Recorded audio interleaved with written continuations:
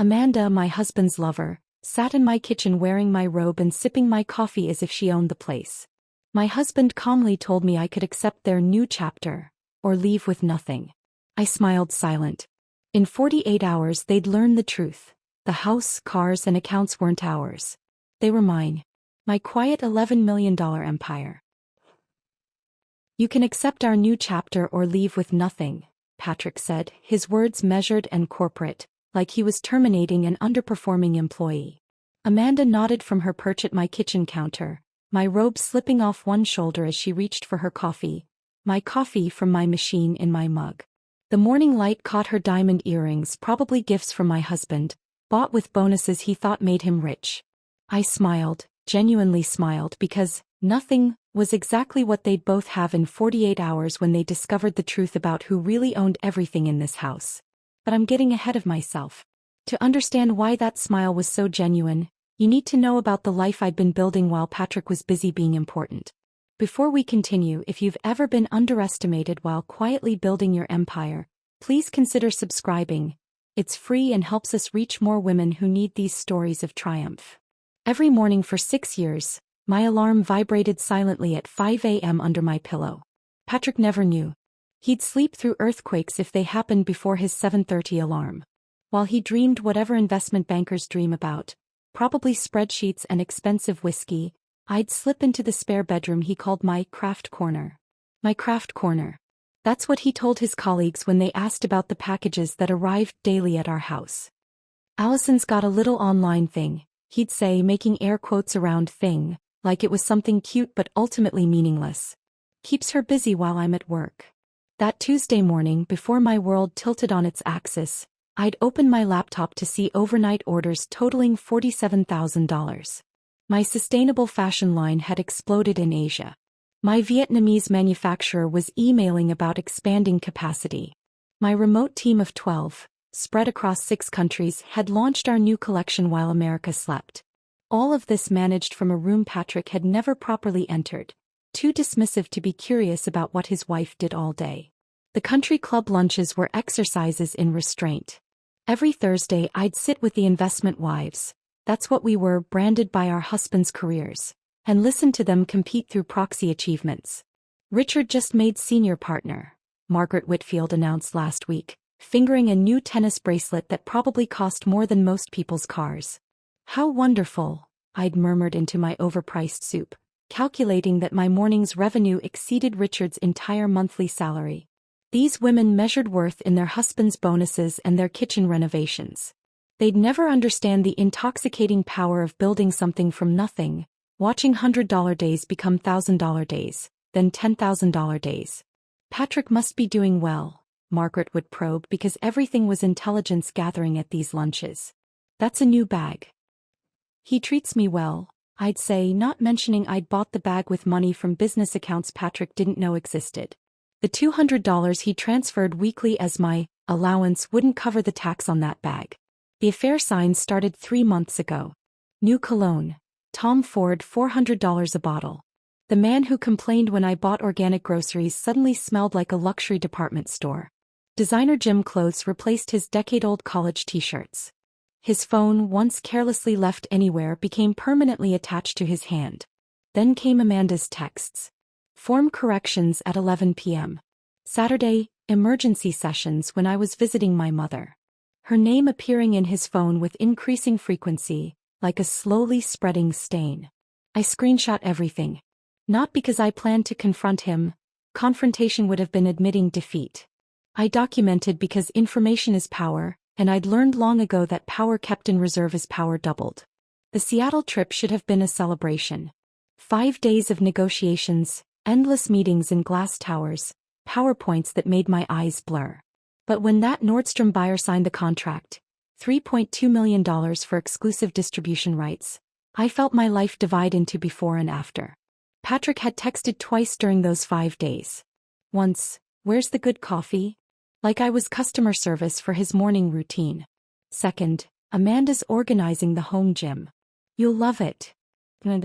Not the Pilates instructor or the trainer. Just Amanda, casual and familiar, already inserted into our domestic space like she belonged there. I'd stood in my Seattle hotel room, holding a contract worth more than Patrick would make in a decade, reading about Amanda organizing my home gym. The irony was so sharp it could have drawn blood. He was letting his mistress rearrange our house while his wife was closing deals that would shame his year-end bonus. The flight home had been strange. First class, paid with my corporate card, not the family credit card Patrick monitored, but the black Amex connected to my business accounts. I'd reviewed contracts on my laptop while other passengers slept. Approved marketing campaigns. Sent wire transfers to suppliers. Ran an empire from 30,000 feet while my husband texted his Pilates instructor about our home gym. My phone showed 5:17 a.m. when we started our descent. In 12 hours I'd walk into my kitchen to find Amanda wearing my anniversary robe. But right then, suspended between sky and ground, I was just another tired businesswoman heading home to a husband who didn't deserve her. Patrick's snoring had been the soundtrack to my success. Some mornings I'd pause in the doorway of our bedroom, laptop in hand, watching him sprawl across our California king bed. His mouth open, designer pajamas twisted, completely oblivious to the woman he'd married. The temptation to wake him with truth was sometimes overwhelming. "Honey," I'd imagine saying, "while you were dreaming about quarterly reports, I made your monthly salary before breakfast."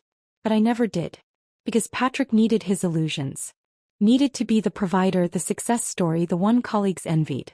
My silence was a gift I gave him, though he'd never know it. A gift that would expire in exactly 48 hours. Sitting in my kitchen while Amanda wore my robe and drank my coffee, planning a future in a house built with money they didn't know existed. The last text from Marcus, my attorney, had come through as I waited for my luggage at baggage claim. "Everything's documented. Just say when." When turned out to be 6:47 a.m. on a Tuesday morning, standing in my own kitchen, watching my husband's mistress wear my anniversary gift like a trophy. The wheels of my suitcase caught on the threshold as I dragged it through the front door. My eyes burned from the red-eye flight, my shoulders ached from hauling laptop bags through 3 different airports, and all I wanted was silence and coffee. What I got was Amanda Novak, perched on my kitchen stool like she'd been waiting for a photographer. She didn't even look up from her phone. "Morning, Allison," she said, scrolling with one hand while the other brought my favorite mug to her lips. "Patrick said you'd be back today." The casual ownership in those 5 words hit me harder than finding them in bed together would have. This wasn't a guilty scramble or a shocked confrontation. This was choreographed comfort. She sat at my granite counter wearing my anniversary silk robe, the champagne one from Paris, stirring coffee with my grandmother's silver spoon, the one from her wedding set that survived 2 world wars and my parents' divorce. I stood in my own doorway like a delivery person waiting for a signature. "Where's Patrick?" My voice came out steady, which surprised me. "Getting dressed." She finally glanced up, and her eyes held the satisfaction of someone who'd already won a game I didn't know we were playing. "He'll be down in a minute. We need to talk." Not he needs to talk to you. The coffee maker was still gurgling, which meant they'd been up for at least 20 minutes. Long enough to shower together. Long enough to plan whatever this ambush was supposed to accomplish. The morning light streaming through my kitchen windows caught the silk of my robe where it draped across Amanda's chest, and I noticed she'd paired it with nothing underneath. A detail meant to be noticed, meant to establish territory. Patrick's footsteps on the stairs had their usual morning weight, but today they sounded like a countdown. He appeared in the doorway adjusting his tie, the blue Hermes I'd bought him for Christmas, and his face held the expression he wore for difficult client meetings. Professional. Detached. Already 3 moves ahead. "We need to discuss some changes," he said, using the voice he reserved for quarterly reports and investment projections. "Amanda and I have been seeing each other for some time now." Some time. Like it was a fiscal quarter worth noting. 6 months, Amanda supplied helpfully, setting down my mug with a little ceramic click that seemed to echo. "Since the Fletchers' New Year's party." The Fletchers' party. Where I'd left early with a migraine while Patrick stayed to network. I'd driven myself home, taken 2 pills and fallen asleep to the sound of fireworks. He'd come home at 4 a.m. smelling like champagne and someone else's perfume. I'd blamed the catering. "We've decided to move forward together," Patrick continued, his hands clasped in front of him like he was delivering a presentation to investors. "Amanda and I are starting a new chapter." A new chapter. Like our 8 years were just a rough draft worth discarding. The situation is actually quite simple, he said, and now his voice took on that particular tone of condescension he used with junior associates who didn't understand complex derivatives. You have two options. You can accept this arrangement. Amanda will be living here, we'll all coexist like civilized adults. Or you can leave. Leave, I repeated, tasting the word. With your things, of course, Amanda added generously, as if she was the lady of the house offering me a severance package. We're not unreasonable. Patrick nodded, pleased with her magnanimity. Exactly. We want to handle this maturely. No drama, no lengthy legal battles. Just a clean transition. And if I choose to leave? I asked, genuinely curious about their math. Then you leave with what you brought into the marriage, Patrick said simply. Your personal belongings, your clothes, your jewelry. The house and major assets would naturally remain here. Naturally. Because in Patrick's mind, his name on the mortgage meant ownership. Never mind that every payment came from accounts he'd never examined. Never mind that his major assets were purchased with money from a business he dismissed as a hobby. I'll need time to make arrangements, I said, walking to the coffee maker with measured steps. My hand stayed steady as I poured coffee into a mug. Not my favorite, Amanda had claimed that. And I added cream with the practiced calm of someone who wasn't watching their life get reorganized by committee. Of course, Patrick said, relief visible in the loosening of his shoulders. He'd expected tears probably. Shouting. The kind of emotional collapse that would justify their narrative of starting fresh. Take the time you need. 48 hours, I said, turning to face them with my coffee. I'll need 48 hours. Amanda stood up, my robe shifting as she moved, and did something that almost made me laugh. She walked over and patted my shoulder. Actually patted it like I was a dog who'd performed a trick correctly. Take all the time you need to pack, she said, her voice dripping with false sympathy. We know this is hard. Hard. Like I was being asked to accept a demotion, not the demolition of my marriage by a woman wearing my anniversary gift. I looked at them both, Patrick in his power suit, Amanda in my robe, and smiled. Not the polite smile I wore at country clubs or the professional smile for business meetings. This was something different. Something that made Amanda's hand pause on my shoulder. 48 hours, I repeated. That should be more than enough. I walked out of my kitchen with my coffee and my suitcase, leaving them to their victory. Through the living room, past the art I'd bought with business funds, up the stairs that led to bedrooms they assumed they'd be sharing indefinitely. I could hear them behind me already discussing changes. Amanda's voice carried up the stairs, something about paint colors and new furniture arrangements. Let them plan. Let them measure and dream and redesign. They had 48 hours to enjoy the house they didn't own, to plan a future with money that wasn't theirs, to celebrate a victory they hadn't actually won. I closed the bedroom door, the guest bedroom. I couldn't face the master suite that smelled like Tom Ford and betrayal, and pulled out my phone.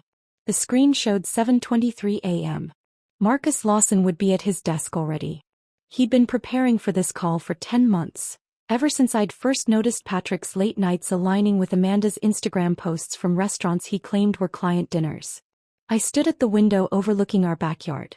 My backyard, technically owned by Evergreen Holdings LC, and watched Patrick's car pull out of the driveway.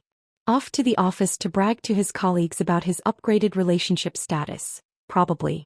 Amanda's white Mercedes stayed in the visitor spot where she'd been parking it with increasing frequency. The phone rang once before Marcus picked up. It's happening? His voice was alert, ready. Yes. Timeline. 48 hours. They want me gone by Thursday morning. Perfect. I'll have everything ready. They won't know what hit them. Through the window I could see Amanda in the kitchen holding paint swatches up against my walls. She moved through my space with the confidence of someone who'd already changed the locks in her mind. My robe caught the morning light as she reached up, and I noticed she was wearing my wedding ring on a chain around her neck. Not her own jewelry. The one I'd left on the bathroom counter last night before my trip. 10 months of preparation activated with 2 words. 10 months of documenting, planning, structuring. 10 months of watching Patrick fall in love with someone else while I quietly ensured that when he pushed me off the cliff, I'd be the only one with a parachute. Marcus, I said, still watching Amanda redecorate my kitchen in her mind, make sure Diana knows to start the extraction tonight. Already texted her. She's assembling the team. 48 hours. They thought they were giving me time to accept defeat, to pack my clothes and jewelry and leave with dignity. Instead, they'd given me exactly what I needed. Time to show them that everything they thought they'd won was never theirs to take. The guest bedroom door had barely closed behind me when I heard the garage door opening.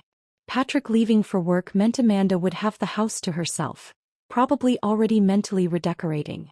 I sat on the edge of the bed that had become my refuge these past few weeks, phone still warm from Marcus's call, when I remembered, Tuesday lunch with Mom. She'd be here in 4 hours, expecting our usual salad and gossip session. The thought of explaining this disaster made my stomach turn. But canceling would worry her more than the truth. I spent the morning in mechanical motion. Shower. Change into something that didn't smell like airplane. Start pulling files from my office. The important ones, the ones that proved ownership, documented growth, established the careful corporate structure that separated my business from my marriage. My hands moved automatically while my mind raced through calculations. 48 hours meant Diana would need to move tonight. The fulfillment inventory alone would take hours to relocate. At noon, Mom's Honda pulled into the driveway. I watched from the window as she got out, carrying her usual contribution. A batch of lemon bars she insisted on making even though we never ate them all. Her movements were spry for 71, but I noticed the slight pause when she saw Amanda's Mercedes in the visitor spot where it didn't belong during a workday. The front door opened before she could knock. Amanda stood there in yoga pants and a sports bra, looking like she'd just finished a workout in my home gym. "Oh," Mom said, her voice perfectly neutral. "Hello. You must be Allison's mother," Amanda said, stepping aside with the gracious air of a hostess. "I'm Amanda. Come in, please." The way she said it, like she was welcoming Mom into her home, made my hands clench. I came down the stairs quickly, intercepting them in the foyer. "Hi, Mom." I kissed her cheek, taking the container of lemon bars. Amanda was just leaving for the studio. "Actually, I'm reorganizing the kitchen," Amanda announced, oblivious to the tension. "Patrick mentioned you've been wanting to update the cabinet layout for years." Mom's eyes found mine, and in that look was 40 years of accumulated wisdom about men and the women who take them. "Who's your friend, dear?" she asked, though her tone said she already knew exactly who Amanda was. "Patrick's Pilates instructor," I said carefully. "Girlfriend," Amanda corrected with a smile that belonged on a cat near an empty bird cage. "Patrick and I are together now. Allison's moving out in a couple of days." The silence that followed could have choked someone. Mom set down her purse with the kind of deliberate calm that preceded explosions in my childhood. But instead of erupting, she turned to me with something worse than anger: disappointment. "Let's talk in your office," she said quietly. We climbed the stairs while Amanda returned to destroying my kitchen organization system. Mom closed the office door and sat in the chair where Patrick never sat, in the room he never entered, surrounded by the evidence of success he never acknowledged. "How long?" she asked. 6 months, apparently. Since New Year's. She nodded slowly, processing. "And Patrick gave me 48 hours to accept it or leave with nothing." "Nothing." She repeated the word like she was tasting something bitter. "Just like your father told me. Leave with nothing or stay and pretend." Her hands twisted in her lap. I stayed. 30 years of staying silent while he paraded them through our life. Secretary, tennis instructor, the woman from his book club. I smiled through it all because I had no money of my own, no career to fall back on, nothing but the promise that he'd provide. "Mom, I watched you build yourself smaller to fit Patrick's shadow," she continued, her voice gaining strength. "Watched you dim your light so his could shine brighter. But you're not me, Allison. You built something he can't take." She stood up, surveying my office with fresh eyes. The filing cabinets, the awards Patrick had never asked about, the framed first dollar from my business that he thought was cute. "Show me what you need to pack," she said. "The important things. The things that prove this is yours." We worked in focused silence, filling boxes with corporate documents, tax returns, the original LLC paperwork from before I'd even met Patrick. Mom's efficiency surprised me. She knew exactly which papers mattered, which contracts needed protecting. "Your grandmother left me money," she said suddenly, taping a box closed. $50,000 your father never knew about. She made me promise to use it if I ever got brave enough to leave. I never did. Used it for your college instead. Mom, I never knew. Because shame is silent, she said simply. But not anymore. Not for you. By 3 p.m., we'd packed 12 boxes of crucial documents. Mom helped me load them into her Honda. Patrick would never check her car. As we carried the last box, my phone rang. Kelly's name on the screen made my stomach drop. Patrick's assistant never called me. Mrs. Manning? Her voice was thick with tears. I'm so sorry. I'm so sorry. Kelly, what's wrong? I've been booking them. The dinners, the hotels. 6 months of lying to you. He made me use his personal card so you wouldn't see the charges. Mom watched my face as Kelly's confession poured out. Every client emergency, every late meeting, every weekend conference. All carefully scheduled around my travel, my mother's visits, my predictable routines. He had me forward emails to Amanda about exit strategies, Kelly sobbed. Asset protection documents. They've been planning this since January. I have copies of everything. I'll send them now. Kelly, why are you telling me this? Because you were the only one who remembered my birthday. Because you sent flowers when my dad died. Because Patrick's a monster and you deserve to know exactly what kind. The emails flooded in, dozens of them. Patrick discussing hiding assets, moving money, protecting his bonuses from the inevitable divorce. Amanda suggesting they wait until after my Seattle trip to confront me, when I'd be tired and more manageable. Thank you, Kelly, I said quietly.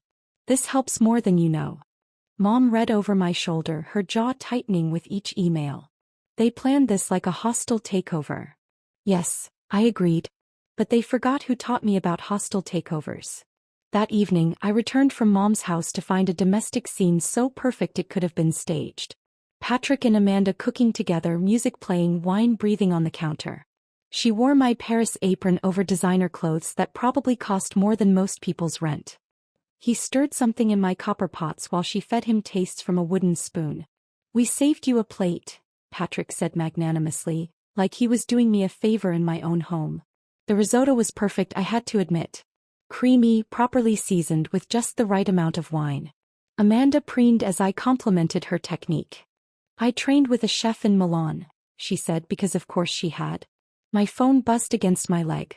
Diana confirming tonight's extraction. Marcus confirming tomorrow's documentation. Mom confirming the boxes were safe in her garage. I smiled and took another bite. This is delicious, I said truthfully. Every grain of rice tasted like vindication. Every sip of wine, from our anniversary collection I noticed, went down like liquid justice. They sat across from me planning their future, discussing paint colors and furniture arrangements, while my phone silently assembled their destruction. Patrick would sleep deeply tonight, satisfied with his victory. Amanda would dream in my bed, in my sheets, wearing my life like a costume. And at midnight, Diana would arrive with her team to begin the careful extraction of everything that mattered. 24 hours into my 48-hour countdown, and they still had no idea the war had already begun. And I was winning. Midnight had come and gone like a shift change at a hospital. Quiet, efficient, necessary. Diana and her team had worked through the darkness, extracting my business from the house with surgical precision. By sunrise, the only evidence of their presence was the empty spaces where inventory used to live and the faint tire tracks from unmarked vans on the driveway. I hadn't slept. Instead, I'd sat by the guest room window watching Diana's team work, occasionally going downstairs to unlock doors or disable alarms. Patrick and Amanda never stirred from the master bedroom. Why would they? They thought they'd already won. At 8:47 a.m. I was in the kitchen making coffee when the doorbell rang. Through the peephole, I could see 3 men in matching blue uniforms standing beside a truck larger than Patrick's ego. Moving company, the lead man announced when I opened the door. We have a pickup scheduled for 9 a.m. Patrick appeared at the top of the stairs in a robe I didn't recognize. Burgundy silk, probably Amanda's gift. His hair stuck up at angles that would have been endearing years ago. Now it just made him look like what he was. A middle-aged man caught off guard. What's going on? His voice had that forced calm he used when trades went bad at work. Business equipment removal, I said, signing the paperwork on the mover's clipboard. Everything in the garage and pool house needs to go to the new facility. He descended the stairs slowly, his bare feet silent on the hardwood. What business equipment? The movers were already heading to the garage with dollies and blankets. I followed them, Patrick trailing behind me like a confused tourist. When the garage door rolled up, his sharp intake of breath was audible even over the morning birds. "That's a heat press," he said, pointing at the industrial machine the movers were carefully wrapping. "That cost $32,000, I finished. Plus shipping from Germany. The embroidery machine beside it was $40,000. The digital textile printer? $60,000. His face cycled through expressions like a slot machine trying to find the winning combination. Confusion, anger, then something new, the first genuine flicker of fear. "This seems excessive for personal items," he stammered, watching them load equipment he'd walked past every day without seeing. "Oh, these aren't personal." I checked items off the inventory list as movers wrapped them. "This is all business equipment. Company property. Every serial number documented, every purchase traced to corporate accounts." "You're being petty," he said, but his voice lacked conviction. "I'm being precise. There's a difference." Amanda appeared in the doorway wearing running clothes that probably cost more than most people's car payments. Her ponytail swung as she surveyed the scene, confidence radiating until she saw the scale of the operation. 4 pages of inventory. 3 trucks. A dozen movers. "What is all this?" she asked Patrick like he had answers for anything beyond portfolio management. "Her hobby equipment," Patrick said, but even he heard how hollow it sounded watching professional movers handle machinery worth more than his annual bonus. At noon, a white Lexus pulled into the driveway, followed by a Honda with a "baby on board" sticker. Amanda's mother emerged from the Lexus carrying champagne, while her sister climbed out of the Honda with moving boxes. They'd come to celebrate Amanda's upgrade, to help her settle into her new life. They stopped mid-stride when they saw me directing movers who were now loading industrial printers and photography equipment worth more than both their cars combined. "Mandy." Her mother's voice pitched high with confusion. "Why is she taking the whole garage?" Amanda's cheeks flushed. "It's just her hobby stuff, Mom." Patrick said it wasn't worth anything. Her sister, clearly the smarter one, watched a mover carefully wrap a piece of equipment with a visible price tag. "That hobby stuff has a $50,000 sticker, Mandy." "It's probably fake," Amanda said quickly. "You know how people exaggerate online." Mrs. Chin chose that moment to emerge from her garden, pruning shears in hand and decades of neighborhood gossip ready to deploy. She'd lived next door for 15 years and had opinions about everything from my roses to Patrick's parking. "Finally getting rid of that useless man?" she called out, loud enough for the movers to pause. Patrick stood frozen in the doorway as she approached, her small frame carrying the authority of someone who'd raised 4 kids and feared nothing. "Mrs. Chin," I started, but she waved me off. "Saw that girl sneaking in for months," she announced, pointing her pruning shears at Amanda like an accusation. "Using your spare key while you traveled. Sometimes stayed overnight when your car wasn't here." Patrick's face drained of color. Amanda's mother slowly turned to look at her daughter. "Even took pictures once," Mrs. Chin continued, pulling a USB drive from her garden apron. "That night in March when she showed up at 2 a.m. in that white dress. Very memorable." She pressed the drive into my hand, patted it twice, then looked directly at Patrick. "Your mother would be ashamed," she said, then walked back to her garden. The silence stretched until Amanda's sister broke it. "March. Wasn't that when you said you were at that meditation retreat?" "Let's discuss this inside," Amanda's mother said tightly, but Amanda was already spinning stories. "She's obviously lying. This is all." The sound of Marcus's Tesla pulling up cut her off. My attorney emerged carrying a briefcase that looked expensive enough to fund a small startup. His suit was perfectly pressed despite the afternoon heat, and his expression held the satisfaction of someone about to reveal a winning hand. "Mrs. Manning," he nodded to me, then surveyed the assembled crowd. "Mr. Manning. Ms. Novak. I believe we need to discuss some documentation issues." "What documentation?" Patrick's voice had gone flat. Marcus set his briefcase on my dining table with ceremonial precision. The locks clicked open like a countdown. He spread papers across the surface. Deeds, incorporation documents, asset lists, bank statements, tax returns. Each one stamped, notarized, and absolutely legitimate.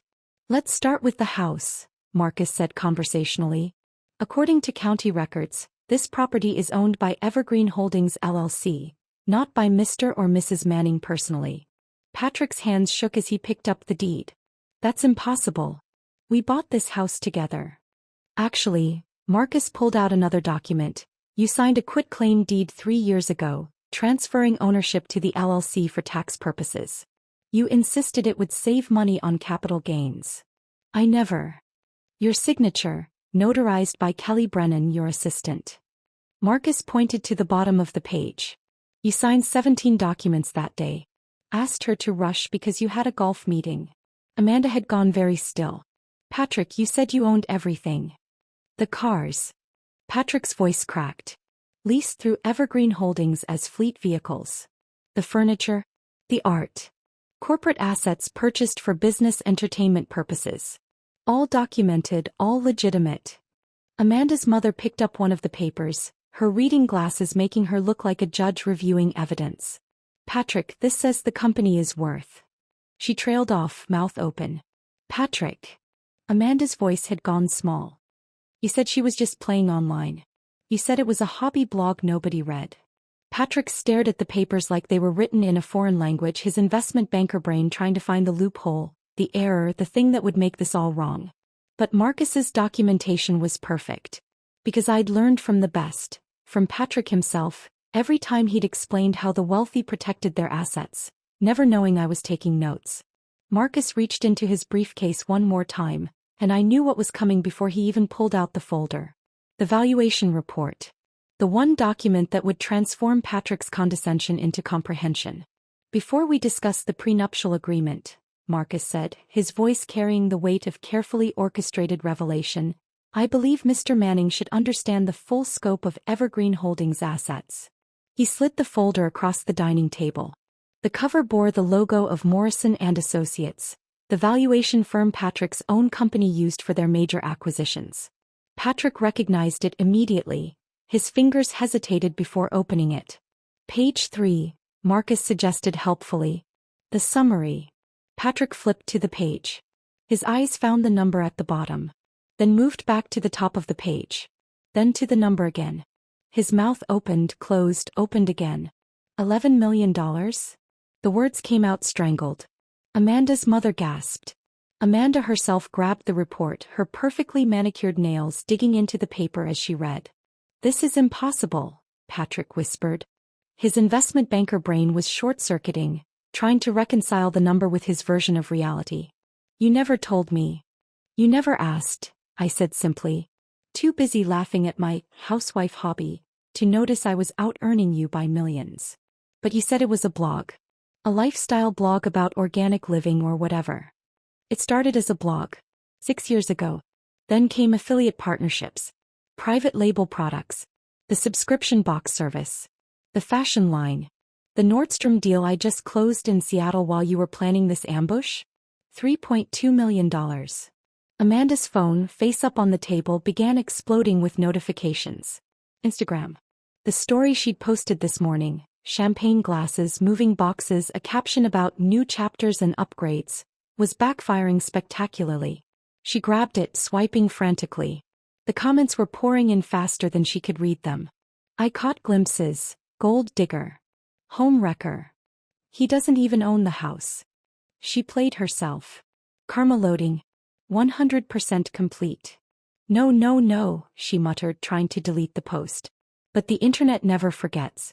Screenshots were already circulating, shared in group chats and reposted with laughing emojis. Her follower count, displayed at the top of her profile, was dropping in real time. 23,000. 22,800. 22,500. Each refresh showed fewer people wanting to be associated with her carefully curated life. Make it stop, she said to Patrick, shoving her phone at him like he could somehow control the internet. Patrick barely glanced at it. He was still staring at the valuation report, flipping through pages of revenue projections, asset lists, intellectual property valuations. His face had gone the color of old paper. The doorbell rang. Through the dining room window I could see a familiar BMW, David's car. Patrick's older brother, the successful one who'd never quite forgiven Patrick for squandering their parents' connections. Patrick lurched to his feet. David will sort this out. He's a contract lawyer. He'll find something wrong with all this. But when David walked in, his expression wasn't what Patrick expected. He surveyed the scene, the papers spread across the table, Amanda's mother clutching her pearls, Amanda herself looking like her world was dissolving, and Patrick standing there in his ridiculous burgundy robe. "Patrick called you?"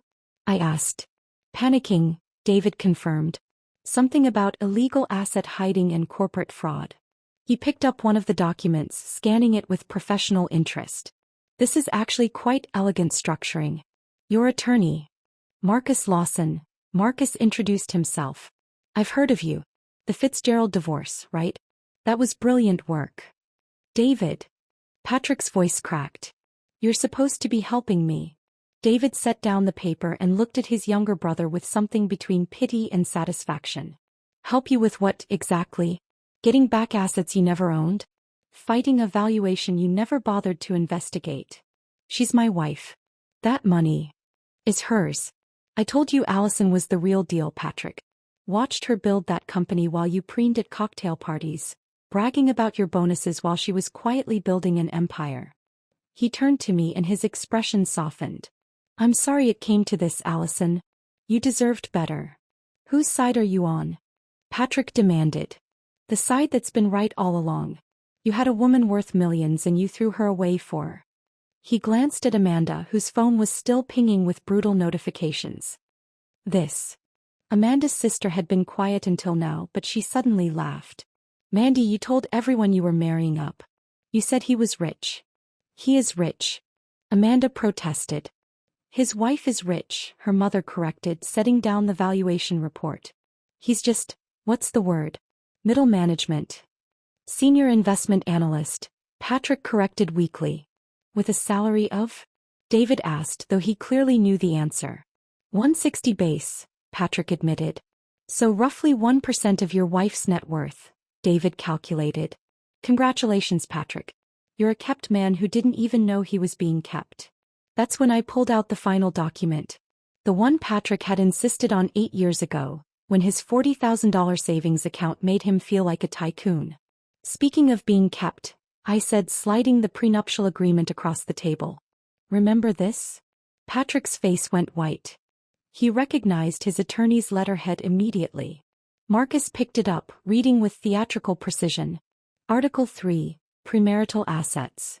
All business ventures, investments, or corporate entities established prior to the marriage shall remain the separate property of the establishing spouse. He flipped a page. Article 7, Future Business Ventures. Any business, investment vehicle, or corporate entity created during the marriage using separate funds shall remain separate property, including all derivatives, expansions, and subsidiary ventures.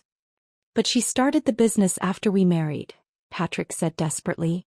"Started the LLC 6 months before you met," Marcus corrected. "The block that became the business was registered as intellectual property of that LLC from day one.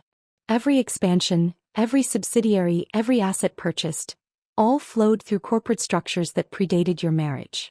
"You insisted on that prenup," I reminded Patrick. "Said you needed to protect your assets. Your cousin had just gone through that ugly divorce, remember? You made me sit through 3 meetings with your attorney while he explained why your savings needed protection." David actually laughed. "You protected yourself from her poverty while she was protecting herself from your discovery. That's almost poetic." Amanda stood up abruptly, her chair scraping against the floor. "I need air." But her escape was blocked by her mother, who grabbed her arm. "We're leaving, Amanda. Now." "But Mom." "Now." Her mother's voice could have frozen fire. "Before this gets worse." Amanda looked at Patrick, waiting for him to fight for her, to say something that would salvage this disaster. But Patrick was staring at the prenup like it was his own death certificate. "Patrick." Amanda's voice went up an octave. "I need to think," he muttered. Think? Think about what? You said we were starting over." "You said." "I said a lot of things." Patrick's voice was hollow. "Before I knew my wife was worth $11 million. The silence that followed was beautiful." Amanda's face cycled through disbelief, rage, and finally, understanding. She'd been played. Not by me, but by Patrick's assumptions, his arrogance, his absolute certainty that he was the successful one. I'll take him to my place, David told me. But only for a week. He needs to learn consequences. Patrick looked up at his brother, and for the first time since I'd met him, he looked truly lost. You're supposed to be my family. Allison was your family, David replied. And look how you treated her. David's BMW pulled out of the driveway at 4:17 p.m. Patrick slumped in the passenger seat like a deflated balloon. Amanda's family had left 10 minutes earlier, her mother's Lexus peeling out with enough force to leave tire marks on my pavement. The dining room still smelled like fear and expensive cologne. Marcus gathered his documents with the satisfaction of a chess master who just demonstrated a perfect checkmate. The eviction notice will be posted tomorrow morning, he said. They have 24 hours from notification to vacate corporate property. Tomorrow's Thursday, I realized. Exactly 48 hours from when this started. Poetic timing, Marcus agreed, snapping his briefcase shut. Diana will have a cleaning crew ready Friday morning.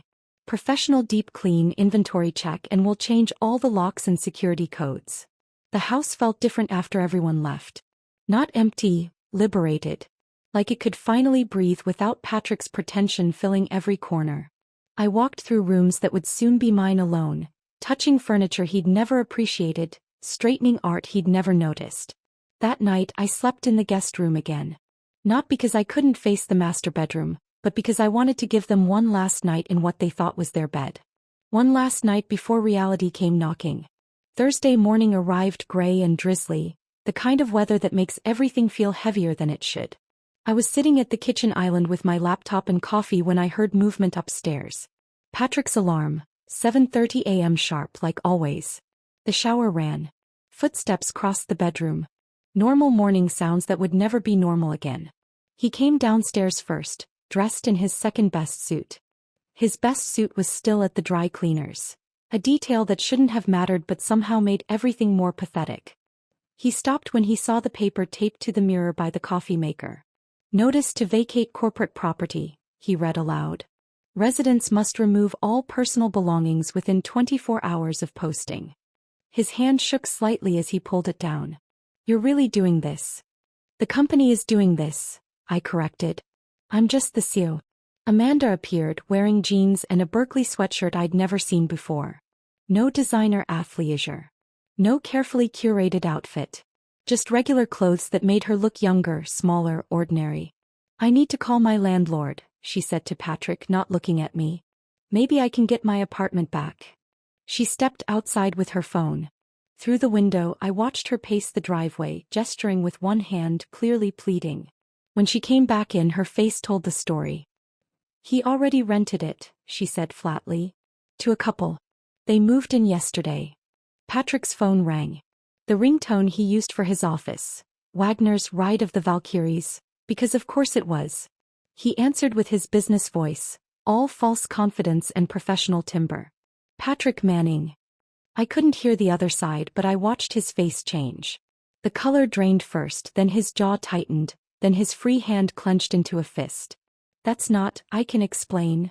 More silence. Mr. Harrison, please. The call ended. Patrick stood there holding his phone like it might ring again, might take it all back. They know, he said finally. Someone sent them everything. The emails with Amanda from my work computer. The false client meetings. The hours I billed while I was. He stopped looking at me. That was you. That was Kelly, I said. Your assistant. The one you made lie for you. She forwarded everything to your managing partner yesterday. Her conscience finally won. Clean out your desk, he repeated, the words hollow. 20 years at that firm. 20 years. They spent the morning packing in silence. Not together. That unity had evaporated with the money. Patrick filled suitcases with his suits, his watches, his collection of cufflinks that he thought made him important. Amanda packed her yoga clothes, her jewelry, the designer bags that suddenly looked like costume pieces from a play that had closed. At noon my mother arrived. Not to gloat but for something else. She carried a small velvet box that I recognized immediately. I went to the safety deposit box, she said, ignoring Patrick and Amanda completely. This belongs with you. Inside was my grandmother's ring. Art Deco platinum with a sapphire surrounded by small diamonds. I'd given it up when Patrick proposed, because his 2-carat solitaire was more appropriate for an investment banker's wife. Your grandmother built her own fortune too, Mom said loud enough for them to hear. Ran a seamstress business while your grandfather took credit. Employed 12 women during the Depression. Never put his name on anything. She helped me slide it onto my right hand. My left still bore Patrick's ring, though not for much longer. She'd be proud you didn't repeat history, Mom said, looking directly at Patrick. Some lessons take generations to learn. We sat at the kitchen island, drinking tea from the china Patrick always said was too fussy, while he and Amanda dragged suitcases downstairs. The rain had stopped, but everything still looked gray through the windows. One last thing, I said as they stood by the door with their belongings. Dinner. Tonight. Before you go. Amanda looked at Patrick. Patrick looked at the floor. Why? He asked. Closure, I said simply. They came back at 6. I'd set the dining room table, not with the good plates but with paper ones from the garage. The wine glasses were plastic. The napkins were from a takeout restaurant. I served them pasta from a box, sauce from a jar, bagged salad and store-bought breadsticks. The kind of meal you'd make when you didn't care, when you were just going through the motions. This is what you actually contributed to this household, I said, setting down their plates. Nothing of substance. Nothing of value. Just temporary convenience, easily replaced. Amanda pushed pasta around her plate, tears running down her cheeks. Patrick couldn't meet my eyes, just stared at the cheap food like it was a mirror showing him exactly what he was worth. I loved you, he said quietly. Once. You loved the idea of me, I corrected. The supporting role in your success story. When I became the lead, you couldn't handle it. They left at 7:30, walking to Patrick's car in silence. No dramatic exit. No final accusations. Just two people who'd gambled everything on an assumption and lost. The house was mine again. Only mine.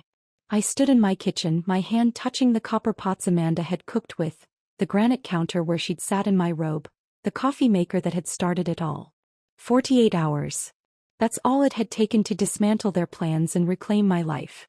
The prenup protected me, the business structure enriched me, but the patience, the quiet, careful patience of building something while they planned my disposal, that's what saved me.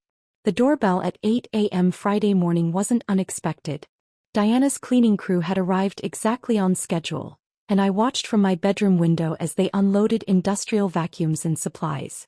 The house was mine again, legally and completely, but it still felt like a stage where someone else's drama had played out. My phone buzzed. Marcus. Documents were delivered to David's house an hour ago, he said. Patrick should be reading them now. The divorce filing. 200 pages of meticulously documented reality. Every asset catalogued, every ownership claim verified, every possible argument preemptively addressed. Marcus had built it like a fortress, impenetrable and absolute. David called me 20 minutes later. He's just sitting here staring at page 47, David said. The asset division summary. Page 47.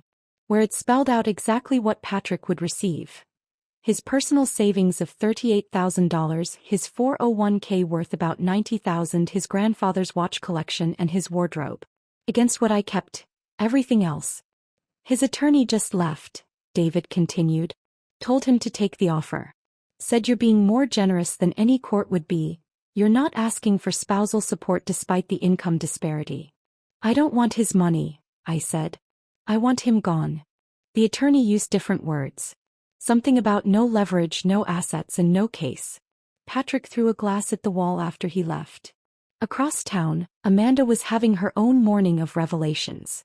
The Pilates studio where she'd built her reputation as the instructor who could transform trophy wives into trophy bodies had called an emergency meeting. Kelly, Patrick's former assistant who'd become my unexpected ally, texted me updates. She joined the same studio after everything exploded, needing the distraction of exercise. Amanda just arrived, Kelly wrote. The parking lot is empty except for staff cars. Not good for a Friday morning. 20 minutes later. She's out. Crying. Box of stuff from her locker. Then, manager just posted on studio Instagram. Statement about maintaining professional standards and protecting our community values. Comments are brutal. Amanda had built her entire identity on being aspirational. The young, beautiful instructor who'd captured a successful banker. Her Instagram had been a masterclass in soft-focus morning routines and post-workout selfies with inspirational quotes about leveling up and knowing your worth. Now those same posts were being screenshot and mocked across local Facebook groups. Homewrecker Pilates Princess was trending in our suburban social media ecosystem. The wives she'd trained, who'd trusted her with their insecurities while she was secretly meeting their friend's husband, had turned into an army of digital destroyers. Her tearful response video, posted from her car in the studio parking lot, made things worse. She blamed jealous women and society's judgment, while mascara streaked down her cheeks. The comment section turned into a massacre. The video had 3,000 dislikes within an hour. Maybe focus on your own life instead of stealing others, read the top comment with 2,000 hearts. My phone rang. Diana. You need to hear this, she said. My forensic accounting team found something. I'd hired the forensic accountants to ensure Patrick couldn't claim any hidden assets, to verify that every dollar was accounted for. But they'd found something else entirely. Patrick's been skimming from client accounts, Diana said. Small amounts, 500 here, 1,000 there, but consistently for 2 years. He'd move money during complex trades, blame market volatility for discrepancies. Nearly 60,000 total. My stomach dropped. That's federal. Wire fraud technically. His firm will have to report it once they do their own audit, which they will after his termination. This isn't on you, Allison. This is his choice, his crime.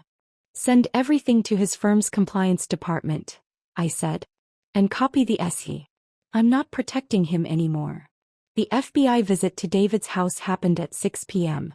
I heard about it from Mrs. Chin, who'd heard from her daughter, who'd seen it on the evening news. 2 agents in dark suits, a warrant, and Patrick being walked to a black sedan while neighbors watched from their windows. David called me that night. They took his computers, his phones, everything, he said. He's not arrested yet, they're building the case. But his passport's been confiscated. How is he? Broken. David paused. He keeps saying this is your fault. That you orchestrated everything. I orchestrated nothing. I just stopped cleaning up his messes. Saturday morning, I stood in the empty dance studio that used to host Amanda's most exclusive classes. The owner, an older woman named Grace who'd built the business from nothing, walked me through the space. The whole building's for sale, Grace said. I'm retiring. Moving to Florida to be near my grandkids. How much? $3.8 million. It's not just the studio.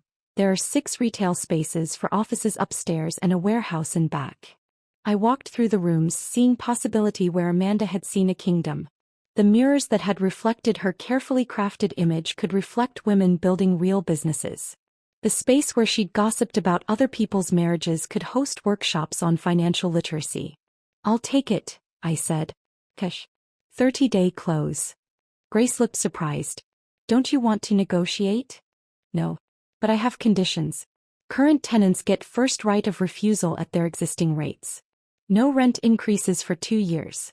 And the studio space gets converted to co-working specifically for women entrepreneurs. Amanda won't like that, Grace said carefully.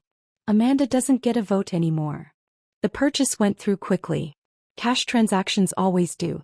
By the end of the month, renovation would begin. The studio where Amanda had played Queen Bee would become a hive of actual productivity. The irony was perfect.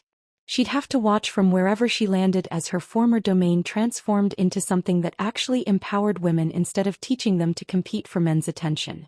I scheduled the grand opening for June 15th. What would have been our 9th anniversary? Patrick would probably be dealing with federal charges by then. Amanda would be trying to rebuild her follower count from 0. And I'd be cutting the ribbon on a space designed to ensure other women never had to depend on anyone else's money, anyone else's approval, anyone else's permission to build something meaningful. The building would be called the Graham Center after my grandmother. The woman who'd built her own fortune while her husband took credit. The woman whose ring I now wore as a reminder that some lessons take generations to learn, but only moments to teach. Marcus texted me that evening. Patrick signed the divorce papers. Uncontested. You're free. Free. Such a small word for such an enormous feeling. Freedom tasted like morning coffee without fear. No footsteps on the stairs to announce his mood. No careful calculations about which topics to avoid. Just silence that belonged to me in a house that was finally, legally, completely mine. 6 months had passed since Patrick signed those papers. 6 months since Amanda posted her last tearful video. 6 months of rebuilding what I'd never actually lost, just hidden. The envelope arrived on a Tuesday, the prison's return address stark against the cream paper. Federal Correctional Institution, minimum security. Patrick's handwriting on my name, still bold despite everything. I opened it at my kitchen island, the same spot where everything had started. Allison, he wrote. They give us time to think here. Too much time probably. I understand now. I was so busy being impressive I never noticed you were building something impressive. I was the supporting character in your story, but I insisted on being the lead. That must have been exhausting for you. The letter went on, 2 pages of reflection that sounded like therapy speak mixed with genuine recognition. 18 months for embezzlement. His firm had pressed charges after the FBI investigation revealed the scope of his theft. $60,000 over 2 years, hidden in market volatility, stolen from people who'd trusted him. I didn't respond. But I didn't throw it away either. It went into the drawer with our wedding photos, the marriage certificate, the prenup that had saved me. Evidence of a life I'd outgrown rather than lost. A museum of who I used to be. 3 weeks later, Amanda stood in the lobby of my new headquarters. The Graham Center had been open for 4 months, bustling with women building businesses, sharing resources, creating networks Patrick would have called cute. She looked different. The designer athleisure was gone, replaced with regular jeans and a plain sweater. Her Instagram-perfect makeup had given way to something simpler. She looked younger, or maybe just more honest. "I'm not here to apologize again," she said when security called up to my office. "Can I have 5 minutes?" I met her in the lobby, not my office. "Some boundaries need to stay firm." "I want to learn," she said without preamble. "Not from you, I know that bridge is ash. But somewhere. How do I start over? How do I build something real instead of just performing it?" The old me would have sent her away. The bitter me would have enjoyed her struggle. But the woman I'd become, the one wearing my grandmother's ring and running an $11 million company, had learned that success wasn't a zero-sum game. I pulled out a business card from my wallet. Women's Entrepreneurship Foundation in Portland. They run a program for women starting over. Housing assistance, business training, mentorship. The director is tough but fair. Amanda took the card with both hands like it was precious. "Why?" "Because earned success lasts longer than stolen comfort," I said. "You want to build something? Start with foundation, not decoration." She nodded, tucked the card into her pocket. "I'm working at a juice bar now. Minimum wage. My mom won't speak to me. The internet destroyed me." She paused. "I destroyed me." "No," I corrected. "You participated in destroying me. The internet just returned the favor. The difference is I had something real to fall back on. Build that first." She left without dramatics, without tears. Just a quiet thank you, and footsteps fading toward whatever came next for her. Thanksgiving arrived with unusual warmth for November. My dining table, the one where Marcus had spread out proof of Patrick's ignorance, now hosted 12 women who'd helped me reclaim my life. My mother sat at my right, wearing a new dress she'd bought with money from selling her wedding ring. 50 years of wearing, reminder of compromise, she'd said. Time for something that fits who I am now. Diana sat across from her, laptop closed for once, laughing at Kelly's story about her first week as my operations manager. Kelly had transformed from Patrick's miserable assistant into someone who ran meetings with confidence, who caught errors before they became problems, who'd found her voice in the space Patrick had tried to silence. Mrs. Chin had brought her famous dumplings, refusing to share the recipe but teaching the scholarship recipients her folding technique. 6 young women, all building businesses through the foundation I'd started, all learning that success didn't require permission or marriage or someone else's approval. To building instead of breaking, Diana raised her champagne glass.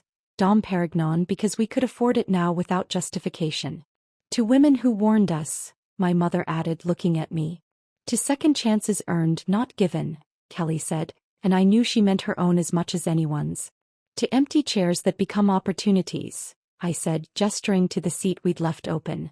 Not for Patrick's memory but for whoever would need it next. The champagne tasted like victory aged properly.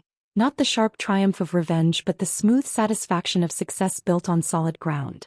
Later, after everyone left, I sat in my kitchen as dawn approached. 5 a.m. my usual time. But now I didn't slip quietly to a spare room. Now I opened my laptop at my own island in my own house, reviewing my own empire. The gardens outside bloomed with intentional design. I'd hired a landscape architect who understood that beauty could be both structured and wild. The walls displayed awards: Entrepreneur of the Year, Sustainable Business Excellence, Women in Leadership Champion. The silence wasn't empty, it was full of possibility. My phone buzzed with overnight developments. Orders from Japan. A partnership proposal from a European distributor. A speaking request from Stanford Business School. An interview request from a magazine that had once featured Patrick as a young leader to watch. I drafted responses while sipping coffee from my grandmother's china, wearing a silk robe I'd bought myself in celebration of the Nordstrom deal. Not a gift from anyone, not a symbol of someone else's success, but my own choice for my own comfort. The sunrise painted my kitchen golden, the same light that had illuminated Amanda's betrayal, now warming my solitary morning. But solitary didn't mean lonely. It meant complete. Whole. Uncompromised. My phone rang. Diana, early as always. The quarterly numbers are in, she said. Want to guess? Surprise me. 14.3 million valuation. The Graham Center is already profitable. The foundation has funded 22 businesses. And Patrick's old firm wants to hire us as consultants for their new sustainability initiative. I laughed, really laughed for the first time in months. Not at Patrick's expense but at the beautiful irony of it all. Tell them yes, I said. But our consultancy rates are non-negotiable. The sunrise had become full daylight. Another morning in my life, my house, my business, my future. No longer building in shadows or hiding success to protect someone else's ego. The empire wasn't just striking back anymore. It had won. And I was just getting started. If this story of calculated revenge had you holding your breath, hit that like button right now. My favorite part was when Allison served them dinner on paper plates, knowing they'd finally understood their true worth. What was your favorite moment? Drop it in the comments below. Don't miss more gripping stories like this. Subscribe and hit that notification bell so you never miss an upload. You never miss an upload. You never miss an upload. You never miss an upload. You never miss an upload.